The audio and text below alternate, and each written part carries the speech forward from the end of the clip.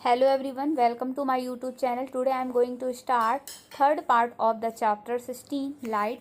तो पिछले वीडियो में हम लोगों ने लॉ ऑफ रिफ्लेक्शन रे क्या होती है, रिफ्लेक्शन के टाइप्स क्या होते हैं, regular, diffused, multiple images, kaleidoscope बनाना और सनलाइट के बारे में हम लोगों ने पढ़ा था और आइज के बारे में हम लोगों ने पढ़ा था।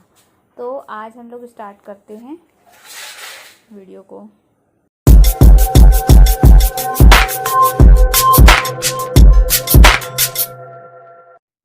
फिर इसके बाद यहाँ पे ये एक्टिविटी बताई गई है जो इतनी ज़्यादा इम्पॉर्टेंट नहीं है। तो नेक्स्ट इसमें नीचे देखिए, the movie that we see are actually a number of separate picture in proper sequence. जो भी मूवी हम लोग देखते हैं वो एक्चुअली में क्या होती है, बहुत सारी पिक्चर से मिलके बनी होती हैं। They are made of move across the eye usually at the rate of 24 picture per second faster than 16 per second, so we see moving picture। देखिए हमें कोई भी पिक्चर जब हम लोग देखते हैं तो वो हमें चलती हुई दिखाई देती है। तो चलती हुई क्यों दिखाई देती है? क्योंकि वो एक्चुअली पे बहुत सारी पिक्चर से मिलके बनी होती है और आपको पर सेकंड में 24 पिक्चर एक साथ दिखाई जाती है, जिसकी वजह से आपको कोई भी इमेज जो है वो मूविंग करती हुई दिखाई देती है। Nature has provided eyes with eyelid to prevent any object from entering the eye। देखिए नेचर ने हमें हमारी आई को प्रोटेक्ट करने के लिए आईलिड दी है। आईलिड यानी पलकें होती हैं।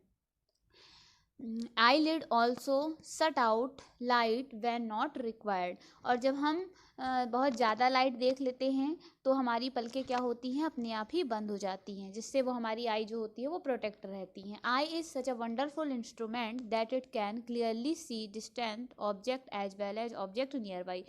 हमारी जो आई है वो एक वंडरफुल इंस्ट्रूमेंट होती है जिसके कारण हमें बहुत सारी चीज़ें क्लियरली दिखाई देती हैं। The minimum distance at the which the eye can see object distinctly vary with age. जो मिनिमम डिस्टेंस होती है हमारी आई की देखने के लिए वो वेरी होती रहती है एज के according. The most comfortable distance eight which one can read with normal I is about 25 centimetre. तो जो नॉर्मल डिस्टेंस होती है आई की वो कितनी होती है, 25 सेंटीमीटर होती है। Some person can see object close to them clearly but cannot see distant object so clearly। देखिए कुछ पर्सन होते हैं वो एकदम नज़दीक की वस्तु को तो क्लियर देख सकते हैं लेकिन दूर वाली वस्तु वो उनको नज़र नहीं आती। On the other hand some person can not see object near by clearly but they can not distance object quite well. With suitable corrective lenses this defect of the eye can be corrected. देखिए कुछ लोग, वही बताया जा रहा है कि कुछ लोग पास की चीज़ें अच्छे से देख सकते हैं, दूर की नहीं, जबकि कुछ ऐसे लोग भी होते हैं जो उन्हें दूर की चीज़ें अच्छे से क्लियर दिखाई देती है बट पास की नहीं। तो ये हमारा क्या होता है, आई का एक डिफेक्ट माना जाता है जिसको हम सुटेबल लेंस का यूज करके इस डिफेक्ट को कम कर सकते हैं। Sometime, particularly in old age, eyesight become foggy. It is due to the eye lens becoming cloudly। देखिए कई बार क्या होता है, काफ़ी ज़्यादा एज हो जाने के कारण जो हमारी आई साइट होती है वो फॉगी हो जाती है, मतलब कि धुंधली हो जाती है, और हमारी आई के जो लेंस होते हैं वो क्लाउडी हो जाते हैं, मतलब धुंधले धुंधले से दिखाई देते हैं। When it happen person are said to have cataract. तो इस तरीके के पर्सन को क्या बोला जाता है, कैटरेक्ट बोला जाता है, जिसको मोतियाबिंद भी बोलते हैं। आपने सुना होगा कि आपके घर में जो बूढ़े लोग हैं उनको मोतियाबिंद हो गया, ऑपरेशन कराया जाता है, इसका ट्रीटमेंट किया जाता है, तो वही बताया जा रहा है। There is a loss of vision some time extremely serve it is the possible to treat this defect. तो इस डिफेक्ट को दूर करने का इलाज संभव है। The OPEC lens is removed and a new artificial lens is inserted. Modern technology has made this producer this procedures simpler and safer. तो हमारी जो मॉडर्न टेक्नोलॉजी है वो इस डिफेक्ट को दूर करने के लिए बहुत सारी मेथड्स हैं जिससे हम इस बीमारी से राहत पा सकते हैं। नेक्स्ट है केयर ऑफ द आइज। अब देखिए आप लोग आइज की किस तरीके से केयर करें। It is necessary that you take proper care of your eyes. If there is any problem you should go to the eye specialist, have a regular checkup. If advised use suitable spectacles. यदि आपकी eyes में कुछ problem है तो आपको eye specialist के पास जाना चाहिए।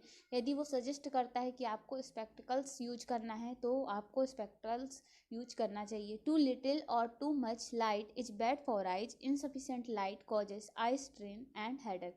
तो बहुत ज़्यादा लाइट और बहुत कम लाइट हमारी आइज के लिए अच्छी नहीं होती है, न तो इससे हमें हेडेक, आई स्ट्रेन, बहुत सारी प्रॉब्लम हो जाती हैं। Too much light like that of sun, a powerful lamp और a laser torch can injure the retina. तो बहुत ज़्यादा पावरफुल लाइट जो होती है, जैसे सनलाइट हो गई या पावरफुल लैम्प जो होती है, लेजर लाइट हो गई, तो ये हमारी रेटिना के लिए सही नहीं है, हमारे रेटिना को ख़राब कर देता है। Do not look at the sun और अ पावरफुल लाइट डायरेक्टली। हमें सन या फिर पावरफुल लाइट की तरफ डायरेक्टली नहीं देखना चाहिए। Never rub your eyes if particles of dust go into your eyes, wash your eyes with clean water. if there is no improvement, go to the doctor. हमें अपनी आइज को रब नहीं करना चाहिए। यदि कोई डस्ट पार्टिकल हमारे आइज में एंटर कर गए हैं तो हमें उसे तुरंत क्लीन वाटर से धुलना चाहिए, और यदि फिर भी आराम नहीं मिल रहा है तो हमें डॉक्टर को दिखाना चाहिए। Wash your eyes frequently with clean water.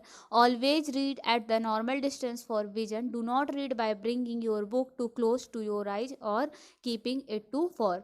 तो आपको हमेशा अपनी आइज को क्लीन वाटर से धुलना चाहिए, और आपको मतलब कोई भी चीज़ों को एक नॉर्मल डिस्टेंस से देखना चाहिए। बुक्स हो गया, कॉपी हो गया, मोबाइल हो गया, या फिर मेरी वीडियो हो गई, तो आपको बहुत ज़्यादा नज़दीक से उसको नहीं देखना चाहिए, नहीं तो इससे आप लोगों की आँख में प्रॉब्लम हो सकती है।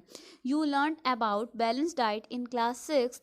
If food is deficient in some component, eye may also सफ़र। आप लोगों ने क्लास 6 में पढ़ा है बैलेंस डाइट के बारे में, तो हमें बैलेंस डाइट लेना बहुत ज़रूरी है। यदि हमारे फूड में कुछ कंपोनेंट जो है वो कमी हो गई कुछ कंपोनेंट की, तो हमको हमारी आइज को बहुत सारी प्रॉब्लम्स फेस करना पड़ता है। Lack of vitamin A is in food stuff is responsible for many eye troubles. तो जो विटामिन ए होता है वो आइज प्रॉब्लम के लिए रिस्पॉन्सिबल होता है। Most common amongst them in is night blindness. तो बहुत सारे लोग ऐसे होते हैं जो कि नाइट ब्लाइंडनेस के शिकार होते हैं, मतलब उनको रात पे दिखाई नहीं देता है। One should therefore include in the diet component which have vitamin A, raw carrots, broccoli and green vegetable and cod liver oil and are rich in vitamin A. Eggs, milk, curd, cheese, butter and fruits such as papaya and mango are also rich in vitamin A. तो हमें ऐसे fruits, ऐसे vegetable लेना चाहिए जिसमें बहुत ज़्यादा मात्रा पे विटामिन ए होता है, क्योंकि विटामिन ए ही हमारी आइज के लिए रिस्पॉन्सिबल होता है।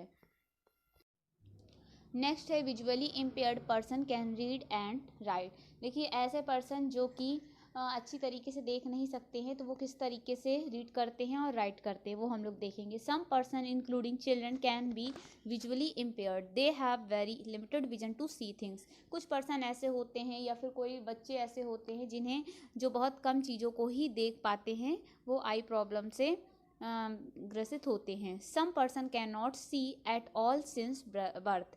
कुछ लोग ऐसे होते हैं कि वो जन्म से ही कोई भी चीज़ नहीं देख पाते हैं। Some person may loss their eyesight because of diseases और एन इंजरी। कुछ लोग ऐसे होते हैं जिनकी आई साइट कम हो जाती है कोई बीमारी या फिर कोई दुर्घटना की वजह से। Such person try to identify things by touching and listening to voice more carefully. तो ऐसे व्यक्ति जो होते हैं वो टचिंग या फिर केयरफुली वॉइस को सुन करके ही चीज़ों को आइडेंटिफाई कर सकते हैं।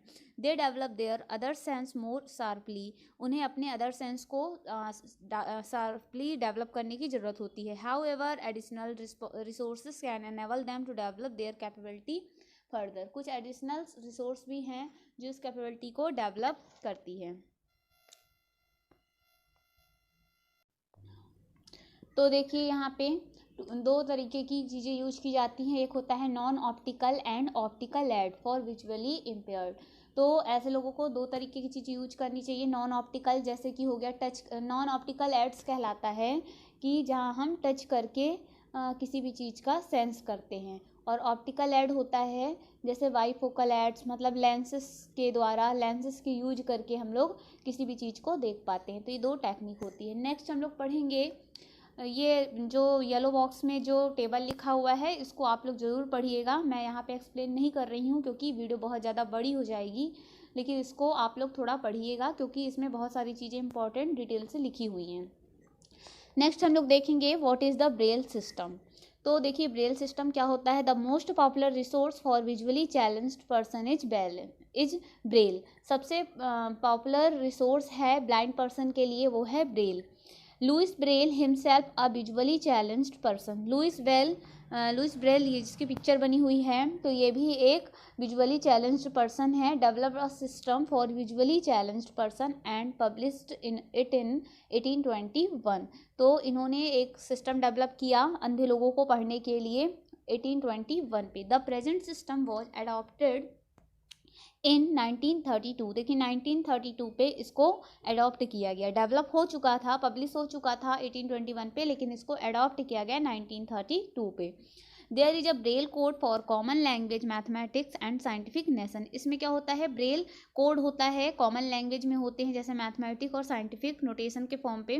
Many Indian language can be read using the braille system. तो बहुत सारी इंडियन लैंग्वेज ब्रेल सिस्टम को का यूज करके रीड कर सकती हैं। फिर यहाँ पे येलो बॉक्स पे देखिए, braille system has 63 dot pattern और कैरेक्टर। देखिए जो ब्रेल सिस्टम होता है वो डॉट पे आधारित होता है। इसमें 63 डॉट्स होते हैं, डॉट पैटर्न्स होते हैं और कैरेक्टर होते हैं। Each character represent a letter, a combination of letter, a common word और अ ग्रामेटिकल साइन। देखिए जो ईच कैरेक्टर होते हैं वो लेटर को रिप्रेजेंट करते हैं, कई सारे लेटर का ग्रुप होता है, कॉमन जो कई सारे लेटर का ग्रुप होता है वर्ड को रिप्रेजेंट करता है, और कई ग्रामेटिकल साइन को रिप्रेजेंट करते हैं। Dots are arranged in a cell of 2 vertical row of 3 dot each.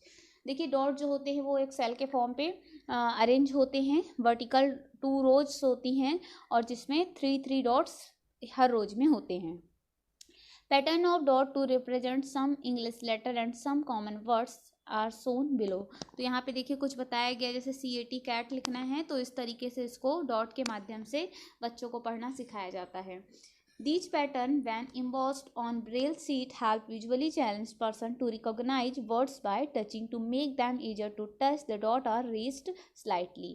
जो ये पैटर्न सिस्टम होता है ब्रेल शीट पे, ये बहुत हेल्पफुल होता है ऐसे लोगों के लिए जो कि विजुअली चैलेंज्ड को फेस कर रहे हैं, और टच करके पढ़ने पे उनकी आई साइट के लिए बहुत अच्छा होता है। वो टचिंग करके सेंस करते हैं कि कौन सा वर्ड जो है वो क्या लिखा हुआ है।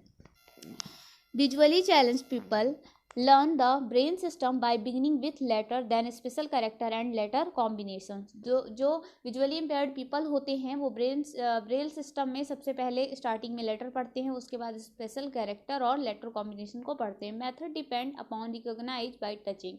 Each character has to be memorised.